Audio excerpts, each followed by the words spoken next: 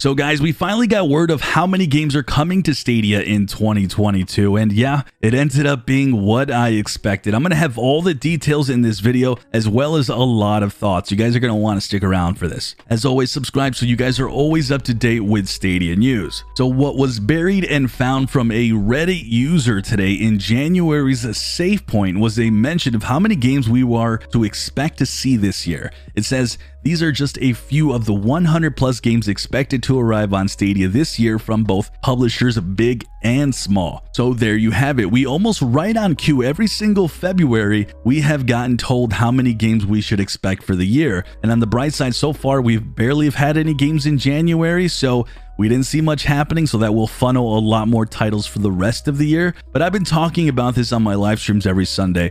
My expectation for 2022 was exactly around 100 games, so I was definitely not shocked at all by this. Back in November of 2020, Jack Buser, an employee of Stadia at the time, said that there was 400 games in development for the platform. And back in 2020, we had already seen 100 games launch. So that would mean at least 400 to 500 games in total had been planned for Stadia. And in 2021, we saw about 100. So that tells me there's still a whole heck of a lot more games to come this year and even beyond. But who knows what changed after the events from a year ago. So Stadia still looks to be essentially on the road, driving at a steady pace like Stadia does. Though I will admit to you guys, it does make me wonder where Stadia put all their focus on in all of the year 2021. We did see the rollout of support for more TVs, Google TV as well, more fleshed out features, and of course we did see games. I promise I'm not complaining by stating what we saw, but did they negotiate more games is my question.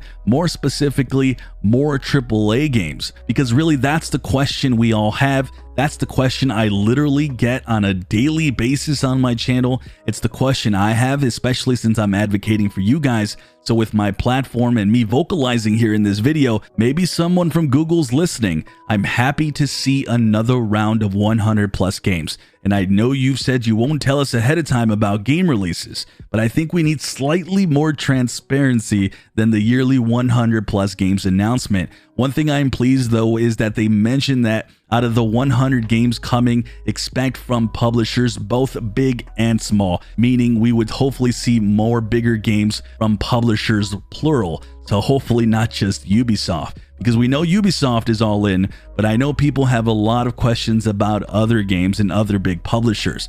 I'd love to see someone from Stadia like Jack Buser did with an interview back at the end of 2020 kind of give a more transparent roadmap on what's happening, something a little more broader, something that's on everyone's mind, of course, and what can we expect to see in regards to just mostly games. Me personally, I think Stadia's a roadmap since SG&E closed has been for a while, and I'm going to be very honest and candid and put this simply. Their plan, I think, has been to steadily grow the library at the pace that they are now, flesh out and release more features, which they've been doing, and by the way, kicking ass at that in my opinion. Focus on expansion, which we have now seeing some huge hints of that the last couple weeks, and expansion does look to be imminent from the information we are seeing.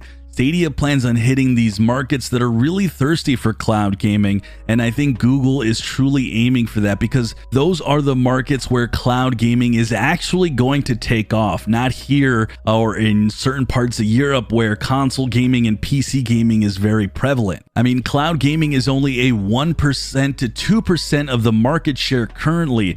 The way to grow the platform, or a platform like Stadia or even maybe Amazon Luna, is head to countries where console and PC gaming is not accessible, not affordable, and not even possible. And then when you have more people joining the service like Stadia, when you head into these countries because they want a console-like experience, then you have more publishers jumping on board because they're seeing all these people. That's also why you guys see Stadia Pro continuing to grow at the pace it's at. It's at 50 games now, and my guess that's going to continue to go up as the library continues to grow. Stadia Pro is the key, guys, with it being a Netflix of sorts, going armed into these markets and being an attractive service to use when you have so many games at your fingertips at such a low cost of barrier, as well as a low cost of hardware barrier as well. Unfortunately for the current crop of gamers like you and me watching this video, probably none of what I just said reassures you in the short term, especially if you want to see every single AAA game day in day this year. But it's how I think Stadia is going to compete in the market, dominated by three behemoths who have been at this for decades. It's what I think they are doing. There's a reason why Phil Spencer at Xbox just weeks ago said he is still most worried about Google, Amazon, and Facebook. And I think that is why they are trying to gobble up as many publishers away from these big giants like Google entering the gaming market. To me, it's fascinating to see how Xbox, PlayStation, and Nintendo don't want any part of Google and Amazon as well, and I'm not surprised by it. Unfortunately, like I said, I think this is the way they're going, at kind of a slow and steady pace, and I really do hope that we get to see a lot more than 100 games. I'd love to see 150 to 200 games in 2022, and hopefully that was just a really cool conservative number. But if it's not, 100 games is what I expected. I'm not disappointed, but I'm not going to sit here and say I'm like super ecstatic like I have been in the years past. And I do want to see more. At the same time, I totally keep my expectations where they are for a reason, because I'm seeing the tea leaves, I'm reading the tea leaves, and it's just going to be a slow and painful burn. And that's just not for Stadia, that's for all of cloud gaming. It's all going to be a very slow burn. Hopefully we do get to see some big AAA games. Hopefully we get to see FIFA and more 2K games.